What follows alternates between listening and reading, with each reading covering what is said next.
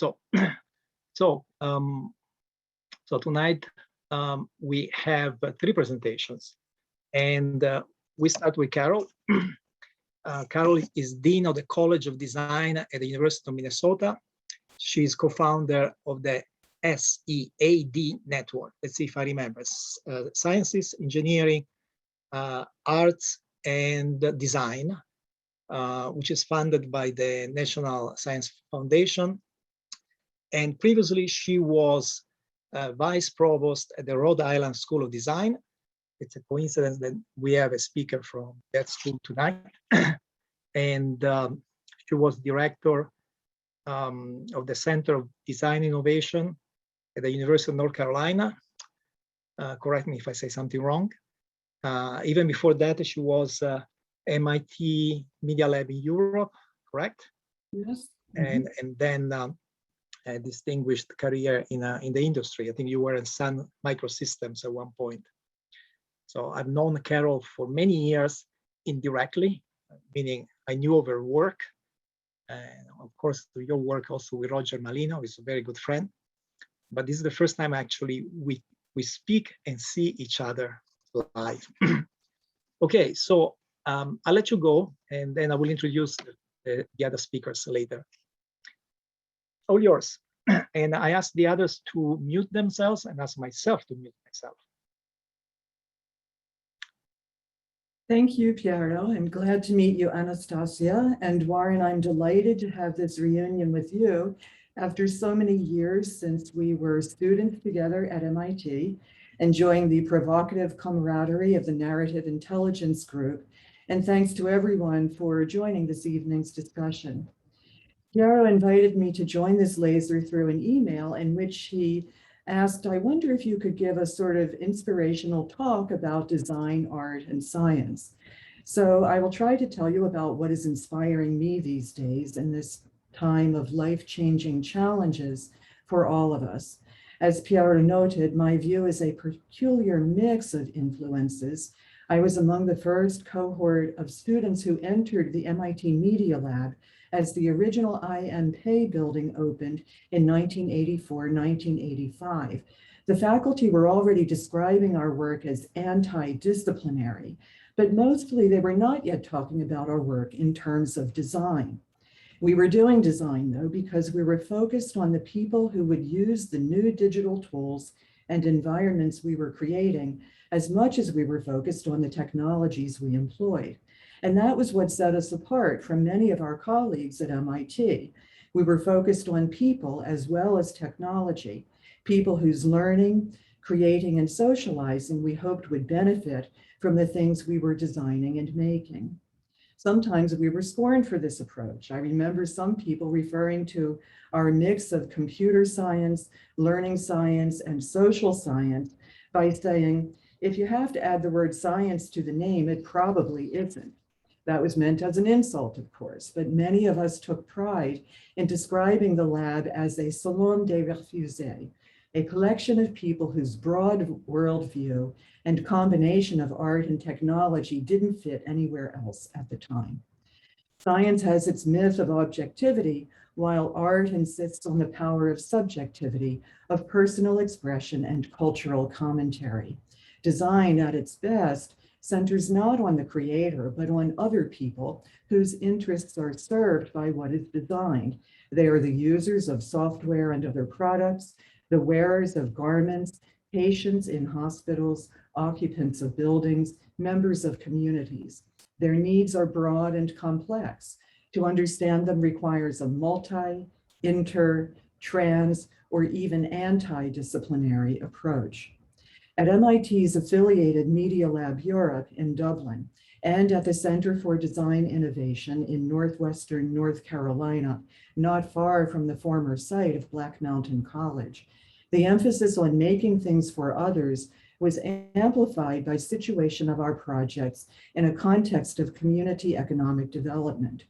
We imagined and prototyped medical instruments and devices that were equipped with sensors and informed by early GPS and cellular communication systems, motion capture, and data visualizations. We hoped these emerging technologies would enable creation of new products generating entrepreneurial potentials that could create new jobs. And maybe those new jobs could help to turn around regional economies that had been based on manufacturing modes and markets long past their prime. Later, in joining Carol Lafayette, Guna Natarajan, Roger Molina, and others involved in the Global Seed Network, I began to think more deeply about design and its increasing importance in addressing not only lagging economies, but the planetary scale challenges we so urgently need to deal with. Our acronym SEED means Sciences, Engineering, Arts, and Design.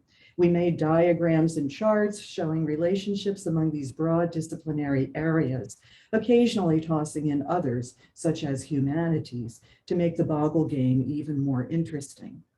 This sort of consciousness became more prominent as the US National Academies added medicine and mathematics to the mix and convened a nationwide working group that included representatives of the National Science Foundation, NIH, the National Endowments for the Arts and Humanities, along with a range of universities, foundations, and corporations.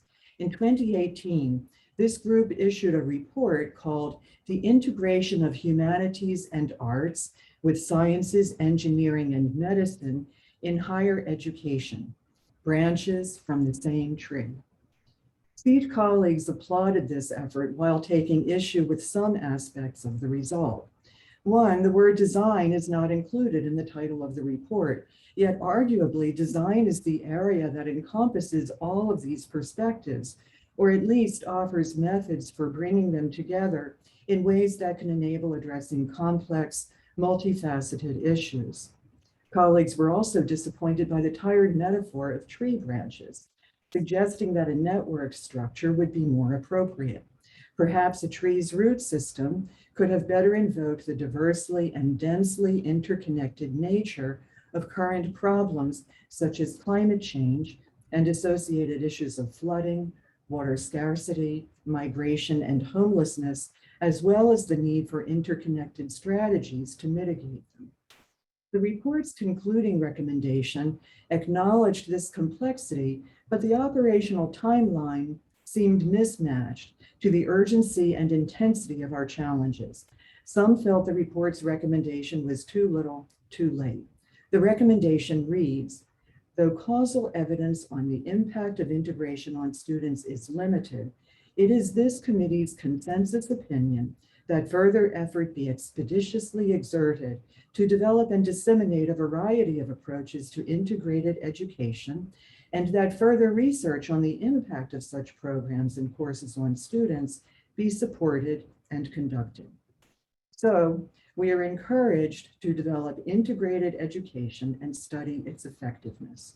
Yet higher ed is slow to change, and such integration is not the norm. The usual structuring is based on groupings of narrow specializations with professors as experts in particular fields, clustered with like-minded colleagues and creating degree programs focused for their specific discipline. Budget models can tend to reinforce the silos as programs compete to enroll students and bring in the associated tuition dollars. In a recent paper, Michael Meyer and Don Norman discuss changing design education for the 21st century. They advocate for raising the profile of design, noting that design programs tend to have standard legacy names that inherit from the arts. An overview of RISD's curricular portfolio illustrates.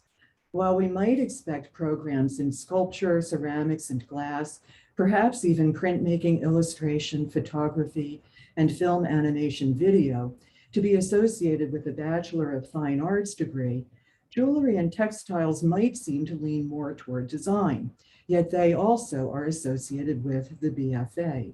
Even programs that include the word design in their name, apparel design, furniture design, graphic design, and industrial design, earn their graduates a BFA. Architecture and landscape architecture are associated with their professional degrees, but only interior architecture offers an MDes, or Master of Design degree.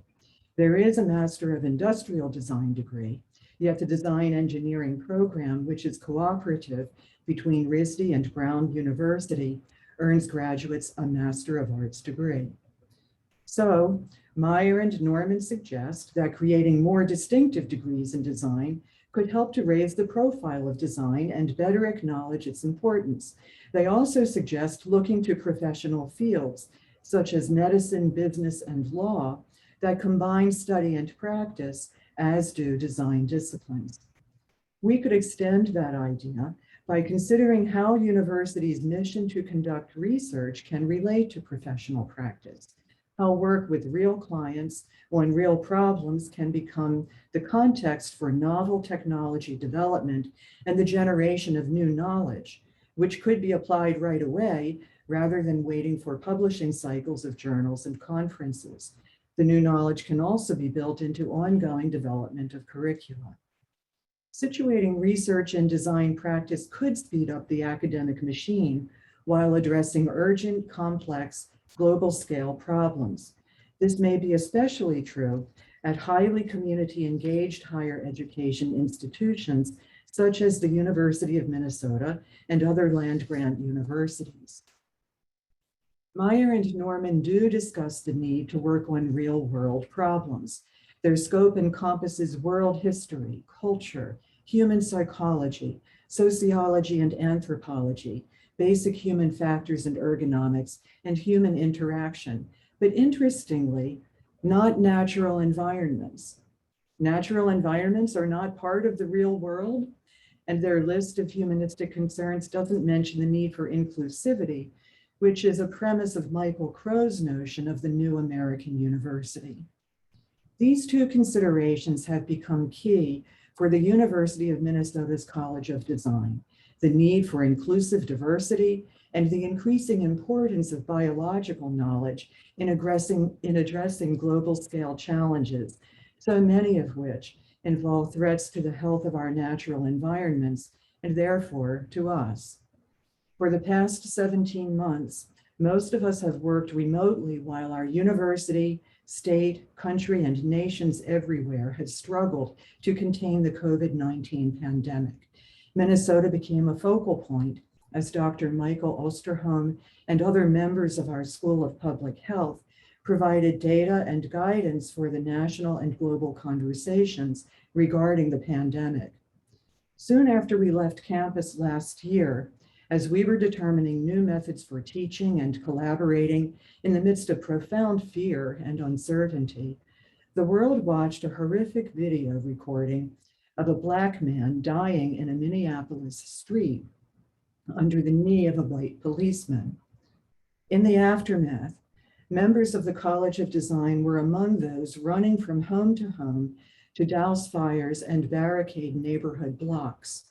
Colleagues slept with bags packed at the door in case they had to evacuate suddenly. This went on for days while sirens blared incessantly all across the city. The recent sentencing of George Floyd's killer marks time, but neither provides closure nor clouds recognition that we are at the epicenter of a global scale reckoning ignited by this tragic abuse of power. Through various faculty members' research, along with work of our recently formed Design Justice Collective, we are collaborating toward greater equity in our community, strengthening inclusive practices in our college, and conducting syllabus reviews to update curricula. We are committed to increasing the numbers of BIPOC students, faculty, and staff in our college, and to sustaining a welcoming and cooperative learning environment. Our search committee process for hiring both faculty and staff includes guidance on identifying and challenging implicit bias, and some of our white staff members have initiated an anti-racism reading group that is prompting frank discussion and healthy self-reflection.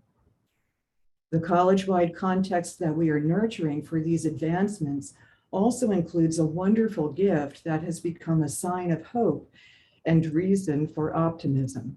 We have just launched the Christopher Arthur Cussey Design Initiative KDI, which honors the legacy of a landscape architecture alumnus who worked broadly across disciplines.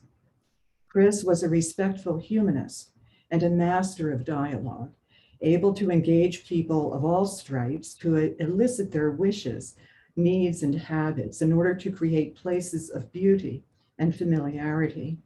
His poetics of space relied on living materials with which he cultivated topophilia, a strong sense of place and belonging for those who enter. KDI emphasizes dialogue as a method for bringing together the discipline in the College of Design to form a sense of cohesive community and encourage students' development of interdisciplinary awareness and expertise. We recognize that 21st century designers need to be able to frame and sustain conversations that are deep and broad, involving a varied range of people and perspectives. Designers must be open to learning continually as they embark on a project and develop its concepts, visual language, and solutions. Beginning by involving the main disciplines in the College of Design, apparel design, architecture, graphic design, interior design, landscape architecture, product design, and retail merchandising, we are conducting the bi-weekly KDI Exchange, a dialogue series in which we compare methods for collaboratively solving problems and generating solutions across the range of materials and experiential scales. We promote designing in ways that are compatible with natural ecosystems, considering humans as part of them, not separate from them, and certainly not superior to them, including topics such as water futures, regenerative design, adaptive infrastructures, data visualizing, and designing for well-being. KDI is providing scholarships for students, support for faculty research, and events that will bring prominent designers to the Twin Cities to engage students, faculty, and community members in talks and studios. We'll be making the resulting creative work accessible through graphical displays, videos, podcasts, and other designed forms. We're beginning to imagine a demonstration site for a biomaterials lab to supplement the college's fabrication facilities with innovative technologies and organic materials supporting biophilic design. We're grateful to the McNeely family and Manitou Fund for this visionary opportunity.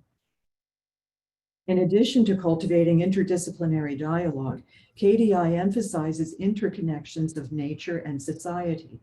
Students are preparing for a world in which unpredictability is the norm. So agility, adaptability, and empathy are key skills, as is the recognition that social and environmental justice are interrelated.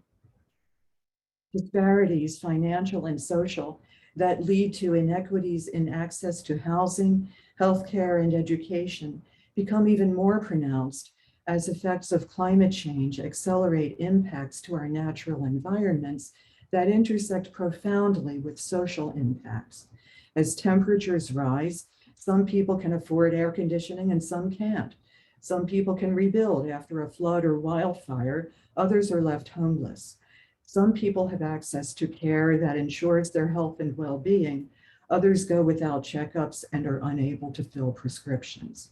We see inequities even in the privileged world of higher education, as the Delta variant of the COVID-19 virus is causing new surges of the pandemic. Schools such as Harvard and Yale are not only requiring their students to be vaccinated, they're requiring them to test for COVID-19 frequently. Test kits are available all over campus at building entrances and in dorm rooms and dining halls. Not so at state schools like the University of Minnesota, which recently decided to require that students be vaccinated and does make test kits available, but they are not as abundant and you need to make more of an effort to find them. Schools need access to big dollars in order to fight long and hard against the pandemic. It is not news that even people whose upbringing prepared them to attend a state university are disadvantaged when compared to students at schools that are well endowed. But the stakes of the disparity have become higher as we reckon with a deadly disease. The mix of concerns about students complying with testing, vaccinating, and wearing face masks intersects with alarmingly sophisticated ways in which anti-vaxxers are employing and distributing their rhetoric about individual freedom, often along with misconstrued or misrepresented data when evidence is referenced at all. Helping students to discern disinformation is as much of an educational challenge as cultivating the system's perspective needed to understand reasons and effects of climate change. And in our case, students must learn how to design in response by creating resilient buildings and landscapes, policies and systems for getting food and water to those who need it, clothing and other products manufactured without exploiting laborers, all without causing further harm to the environment. We are reminded of familiar mantras. In our every deliberation, we must consider the impact of our decisions on the next 7 generations. If you're not part of the solution, you're part of the problem. Do no harm.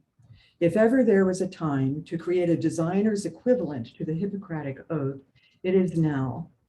If designers are to do no harm, we need to radically rethink how we source and use materials and the human labor that manufactures, transports, and creates with them. We need to extend consideration of triple bottom line goals to enactment of circular economy, going beyond concerns of sustainability and resilience to care for the entire life cycle, intended and not, of the places and things we hope to create. And we need students to understand that the skills they are developing for drawing, making photographs and videos, creating diagrams, charts, storyboards, and data visualizations can be powerful beyond the needs of an immediate design project. The visual strategies they are learning can help them to be discerning as they understand current events and to contribute with integrity as citizens aware of the interrelatedness of people and environment, culture and nature. Advancing the dialogue is where we begin. Thank you, Carol. Very nice. And I particularly like the place where you said that an interdisciplinary approach is important to, I think your word were engage in conversations that are deep and broad. Because I hear a lot of conversations about these important aspects of our life, but sometimes they're not very deep.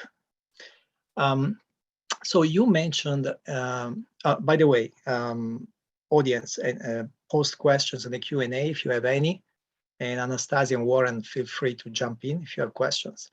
I have 2 sets of questions. The first one, you mentioned environmental and social problems, and of course the COVID pandemic.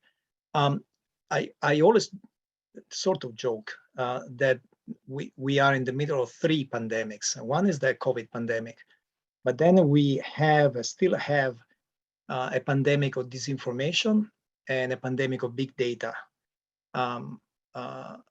So do you see design contributing to ameliorating the situation in these 2 areas, in my opinion, are causing incredible social, are having a social impact. I don't want to use the word devastation, maybe it's too big. Well, for big data, the privacy concerns certainly are something that designers of systems dealing with the data can address. That creates often as much confusion as problems as attempt to solution. When we look at medical records, for example, which could be better connected to better inform the care providers and save time and effort for the patients and the providers alike. And yet the privacy considerations seem to be the block there. So I think there is problem solving to do about these legitimate concerns. And, as we know with complex systems, sometimes you actually can't come up with a clean solution. Sometimes you have to manage trade-offs. And I think that's a mindset that we need among our designers. It has to do with systems thinking. And coming to COVID, I think COVID accelerated things that were going to happen anyway. I have this feeling more and more people were working from home, and just COVID is the thing that gave a little push to make it broader. And education, I don't know if education was moving online, but certainly it was changing. It was becoming more more IT driven. So can design, is design trying to figure out this new lifestyle that probably will not completely go away when COVID, if COVID ever goes away? Certainly, I think designers everywhere are thinking about this, you know, from changing workplace configurations to accommodate, you know, hybrid work styles and staggered schedules and so on. At the University of Minnesota, colleagues in the College of Design conducted a series of dialogues that are available as podcasts. It's called Design in a Post-Pandemic World. So if you Google that, there's some quite interesting conversation about that topic. Interesting, definitely. Okay, anybody has any questions? Any other questions? Okay, then we move on to Warren. Thank you, Carol.